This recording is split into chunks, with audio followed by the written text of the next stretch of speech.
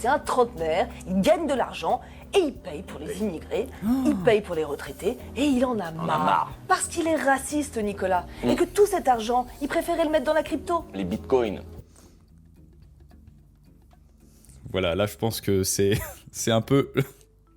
C'est le clou du spectacle, les amis. Une fois de plus, les apôtres de la gauche nous expliquent qui est Nicolas 30 ans, et sans surprise, c'est un gros facho-raciste qui veut garder son argent, le méchant. Et oui, quand Nicolas 30 ans veut garder le fruit de son travail, quand il en a marre des gabegies de l'État, hein, vous savez, rien en dehors de l'État, rien d'autre que l'État, eh bien ça ne plaît pas à notre ami Usul et à notre autre ami Magali de Blast, bien sûr, dans l'émission Rhinocéros, ce qui est à la base une bonne référence, hein, et c'est dommage qu'il gaspille cette référence. Alors, qu'est-ce qu'ils nous disent de Nicolas? Nicolas, le gros méchant, méchant parce qu'il gagne de l'argent, méchant parce qu'il veut investir dans le bitcoin, comme ils disent. Eh bien, écoutez, les amis, on va analyser leurs propos, le propos d'Usul et de Magali, et comme d'habitude, comment vos geôliers vous font passer des vessies pour des lanternes, et l'enfer pour le paradis, et on voit ça ensemble, tout de suite. Oui, avant, je voulais qu'elle incarne le personnage de Vanessa, mais je trouve que Magali, c'est un prénom qui lui va beaucoup mieux, et donc, émission, un rhinocéros qui parle bien sûr du 10 septembre.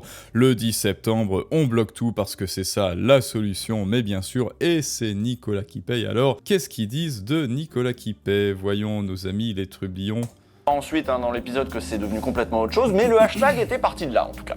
Et cet été, il y a un autre hashtag, un autre slogan qui s'est imposé sur nos réseaux sociaux, c'est le fameux Nicolas qui paie. Ah, et celui-là, il a été beaucoup mieux reçu par les journalistes de plateau et les politiques. Vous remarquez ce qu'il prête au mouvement Nicolas qui paie, c'est du favoritisme par rapport aux médias. Les médias préféreraient, ils exerceraient un favoritisme vis-à-vis de Nicolas qui paie, alors que non, quand vous regardez les médias mainstream, c'est-à-dire les médias financés par les impôts de Nicolas, subventionnés et sponsorisés par Nicolas, eh bien, ils tapent, bien sûr, ils tapent sur Nicolas 30 ans, ils humilient Nicolas 30 ans, bref, ces médias qui parlent de Nicolas, ils sont avec tout le monde, sauf avec Nicolas. Donc c'est un déplacement de protagonistes, ils vous font croire que parce que les médias n'arrêtent pas de parler de Nicolas, alors ils sont du côté de Nicolas, ce qui est exactement le contraire. Il y a un porte-à-faux antagoniste, ce qui est une petite technique très rusée. Eh bien écoutez, bravo, sauf que, comme d'habitude, ils essaient de nous faire passer des vessies. Pourquoi? Et oui, ça commence par lent, ça finit par terne. Ah, et celui-là, il a été beaucoup mieux reçu par les journalistes de plateau et les politiques. Non, c'est faux. On arrête l'assistanat, et l'argent qu'on économise, on le rend à Nicolas. On va vous expliquer le truc de Nicolas qui paye, parce que je sens que ça va rester, je sens qu'on va en bouffer pendant des semaines du Nicolas qui paye. Oui, c'est un slogan qui vient de la fachosphère. Alors Nicolas, dans l'idée... La fachosphère, hein, vous vous rappelez, la fameuse fachosphère, le fameux moulin à vent qui n'existe pas parce que tous les gauchistes sont des petits Cervantes qui s'ignorent, ou du moins sont anti-héros. Le anti-héros de Cervantes qui s'ignorent, ils se battent contre des moulins à vent qu'ils prennent pour des géants, alors que ces mêmes géants n'existent pas. Pareil pour le mot fascisme. Le fascisme, c'est quand tu brûles des villes en Espagne parce qu'elles sont trop de droite et après tu rationnes l'Espagne, ou alors le fascisme, c'est quand tu es au pouvoir en Italie dans les années 40. Le fascisme, ça n'est nulle part ailleurs, ou alors peut-être Pinochet quand même. Bref, non, ça n'est nulle part ailleurs, d'où le cri de guerre, un cri de guerre au siamo tutti antifascisti. Eh bien, ces gens se croient en Italie dans les années 40. Est-ce que vous saisissez un petit peu le décalage schizo-spatio-temporel qu'ils éprouvent dans leur esprit par rapport à ce qui se passe véritablement en France? Bon bah voilà, c'est-à-dire déclassement économique, c'est-à-dire infiniment éloigné de ce qu'ils voudraient vous faire croire, du narratif qu'ils veulent vous faire croire, avec lequel ils veulent vous soumettre. C'est un trentenaire, il gagne de l'argent et il paye pour les immigrés, il paye pour les retraités et il en a marre. Parce qu'il est raciste, Nicolas. Et que tout cet argent, il préférait le mettre dans la crypto. Les bitcoins. Voilà, là je pense que c'est un peu... C'est le clou du spectacle, les amis. Le bitcoin. Nicolas, il en a marre, il veut qu'on lui rende son argent, et il veut investir dans le bitcoin. Bah oui, c'est-à-dire, c'est son fric en fait, il en fait ce qu'il veut, non? Et par ailleurs, Usul, hein, bon, je connais pas vos connaissances en économie, mais étant donné les programmes de gauche et d'extrême gauche, et en fait de tous les partis politiques en France, à mon avis, ça doit pas être bien reluisant quand on voit les économistes de gauche, hein, ceux qui disent qu'il faut vendre la Tour Eiffel aux Chinois parce que c'est un actif et on peut l'hypothéquer. Non, Nicolas fait ce qu'il veut, et surtout, alors, on va les réécouter, hein, parce que ça vaut son pesant de cacahuètes. Oui, c'est un slogan qui vient de la fachosphère. Alors Nicolas, dans l'idée, c'est un trentenaire, il gagne de l'argent. Mon Dieu, carrément le nazisme, un trentenaire qui gagne de l'argent. Bon alors, Nicolas, dans l'idée, c'est tout travailleur, c'est-à-dire toute personne qui apporte à l'économie quelque chose. C'est quelqu'un qui, avec sa sueur, son sang, son temps, ses investissements, son argent, il apporte de la valeur à l'économie. Et devinez quoi, eh bien, ces gens n'apportent rien parce qu'ils sont subventionnés avec vos impôts. Alors, je sais pas aussi, Blast, confirmez-moi, est-ce que c'est vraiment indépendant, Blast, 100%? Bon bah voilà, dites-le moi en commentaire. Et il paye pour les immigrés.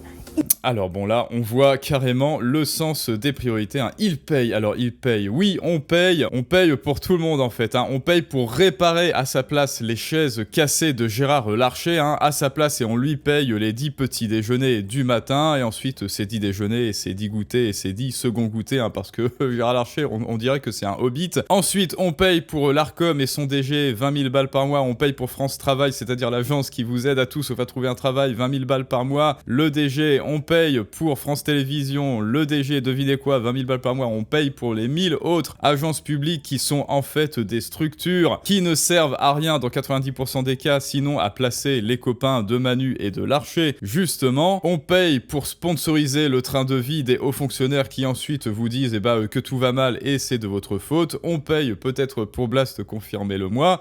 Et on paye, oui, effectivement, on paye pour des gens qui viennent et qui disent qu'est-ce que la France peut faire pour moi à la place de qu'est-ce que je peux faire pour la France. Mais bon, apparemment, c'était son premier choix, c'était son tout premier choix, alors pourquoi pas, alors que les immigrés, bah écoutez, si c'est, comme on dit, si c'est Léonard de Vinci et Elon Musk, les immigrés, il n'y a aucun problème. Mais où sont ces immigrés? Non, nous, ce qu'on importe en masse, c'est de la racaille qui tiers-mondise la France. Alors évidemment que Nicolas a un peu le seum que son argent passe par là, que son argent serve à l'humilier et à ce qu'il se fasse agresser dans la rue. Oui, il a un peu le seum, Nicolas. Il paye pour les retraités et... Oui, et bon, là pareil, hein, les retraités. Nicolas n'a pas le seum contre les retraités. Le problème, c'est pas les retraités. Je sais qu'il y a des retraités qui nous regardent. Le problème, c'est le système de retraite qui est un Ponzi. C'est-à-dire, on dit à Nicolas, écoute, tu vas payer pour les boomers et ensuite, t'inquiète pas, hein, voilà. Parce que depuis que Nicolas est tout petit, on lui dit, c'est trop tard, il y a des vieux, il y a des retraités, donc maintenant, paye pour eux, c'est ça la retraite par répartition. Et quand ce sera ton tour, quand tu seras vieux, eh bien, ça sera à toi d'être payé parce que tu seras en haut de la pyramide de Ponzi et c'est une petite roue du hamster, c'est un petit cycle spatio-temporel, c'est une dette perpétuelle, c'est une boucle temporelle perpétuelle qui tourne comme ça façon SNK et on ne lui propose jamais aucun moyen de casser ce cercle infernal et de sortir de la boucle, c'est-à-dire la retraite par capitalisation. C'est ça le vrai problème, Magali. Et il en a marre. Parce qu'il est raciste, Nicolas. Et que tout cet argent... Il en a marre parce qu'il est raciste, Nicolas. Évidemment, chantage moral, vous l'attendiez, oui, vous l'attendiez tous, il est là, le chantage moral et le chantage affectif à la patrie, évidemment. Et donc, par contraposé, l'étalage et l'exhibition de vertu sous couvert de « tu es raciste, Nicolas, tu es raciste, non, je suis pas raciste, non », paye. Alors voilà, paye. Les gauchistes, comme à l'accoutumée, ces maîtres chanteurs en puissance, « tu es raciste, Nicolas, tu refuses de payer, tu refuses que cet état nounou nourri par les géodiettes de tes taxes, tu refuses que cet enfant complètement impoli te pique les 2/3 de ta part de tarte, tu es raciste, hein, voilà, c'est ça. C'est exactement ce que ce sale gosse vous dit quand il vous raquette, quand il vous chipe vos billes à la cour de récré. Quoi, tu veux pas me donner tes billes? Tu es un gros raciste, hein, c'est parce que je suis noir, c'est ça? il préférait le mettre dans la crypto. Les bitcoins. Parce qu'il fait ce qu'il veut tout simplement et voilà, entre nous, alors ceci n'est pas un conseil en investissement, d'ailleurs on va parler de crypto, hein. Vous le savez, on a fait une première vidéo où je vous explique comment investir en bourse dans des ETF très simplement, on va faire un petit point sur les cryptos, mais en tout cas, pour moi, le bitcoin là, en l'état, il est infiniment moins risqué que la dette de la France, hein. Mettre votre argent, selon moi, c'est mon avis sur le bitcoin, c'est infiniment moins risqué que la dette française, les bons du trésor, que le livret A aussi, et que les assurances vie. Bref, voilà, pas conseil en investissement. Nicolas, c'est sans doute pas grand monde. Mais le hashtag... Si, c'est tout le monde, justement. Enfin bon, c'est tout le monde, sauf vous qui êtes arrosés de nos impôts, bien sûr. Mais si, c'est tout le monde, c'est juste tout le monde, sauf vous. Hein, voilà, syndrome du personnage principal. Cet argent, il préférait le mettre dans la crypto. Les bitcoins.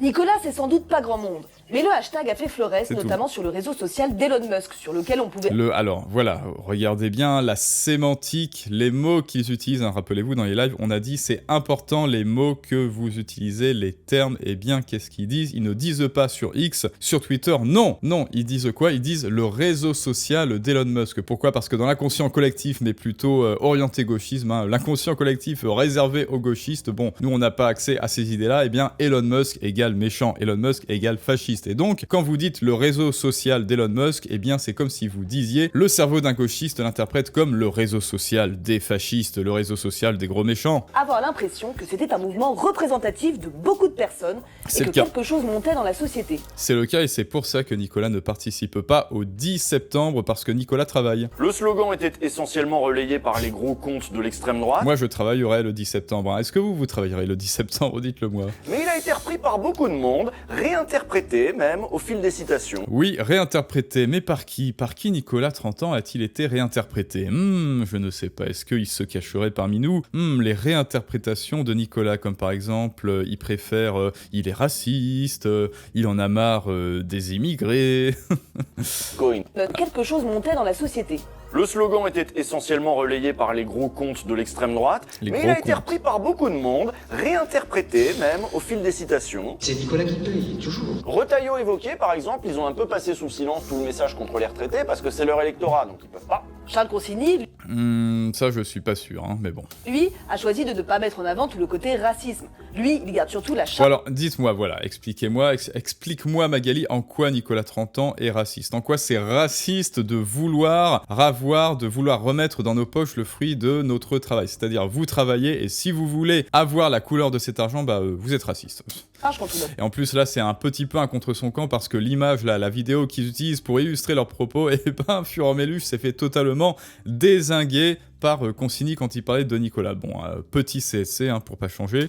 Notre modèle social. Nicolas, il a 30 ans et c'est lui qui paye pour tous les autres. Chacun son Nicolas, finalement. Ah, on sent que ça les inspire. Ah bon, voilà, finalement, elle a compris, chacun son Nicolas, parce que oui, Magali, Nicolas, c'est tout le monde. Donc là, pourquoi est-ce que tu dis A au tout début de la vidéo et tu dis B à la fin? Finalement, tu as eu une épiphanie, c'est ça? Une révélation... Une révélation du Saint-Nicolas.